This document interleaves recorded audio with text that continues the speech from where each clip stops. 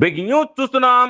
అనకాపల్లి జిల్లా వద్ద ఎర్నాకుళం ఎక్స్ప్రెస్ లో చెలరేగిన మంటలను గుర్తించి యలమంచిలి రైల్వే స్టేషన్ లో రైలు నిలిపివేసిన లోకో పైలట్ B1 బోగిలో చెలరేగిన మంటలు. రైలు నుండి ఇతర కోచ్లను వేరు చేసిన సిబ్బంది. యలమంచిలి రైల్వే స్టేషన్ లో ట్రైన్ నిలిపివేసిన వెంటనే భయంతో పరుగులు తీసిన ప్రయాణికులు. ప్రమాదంలో 70 ఏళ్ల వృద్ధుడు మృతి చెందినట్లుగా తెలుస్తోంది. ఇంకా ఎవరైనా ప్రమాదంలో చిక్కుకున్నారా అనే విషయాలు తెలియాల్సి ఉంది. టాటా నగర్ నుండి ఎర్నాకుళం వెళ్తుండగా యలమంచిలి రైల్వే స్టేషన్ సమీపంలో మంటలను గుర్తించిన లోకో పైలట్ M1 B2 బోగీలు పూర్తిగా దగ్ధం. ప్రయాణికులంతా సురక్షితంగా ఉండటంతో ఊపిరి పీల్చుకున్న రైల్వే అధికారులు. రైల్లో ప్రమాదంపై విచారణ చేపట్టిన రైల్వే అధికారులు. విశాఖ నుండి విజయవాడ వైపు వెళుతూ పలు రైళ్లు ఆలస్యం.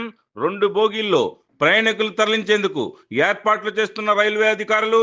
రైల్లో ప్రమాదం చోటు చేసుకోవడం పట్ల తీవ్ర దిగ్భ్రాంతి వ్యక్తం చేసిన కేంద్ర రాష్ట్ర ప్రభుత్వాలు విచారణకు ఆదేశం.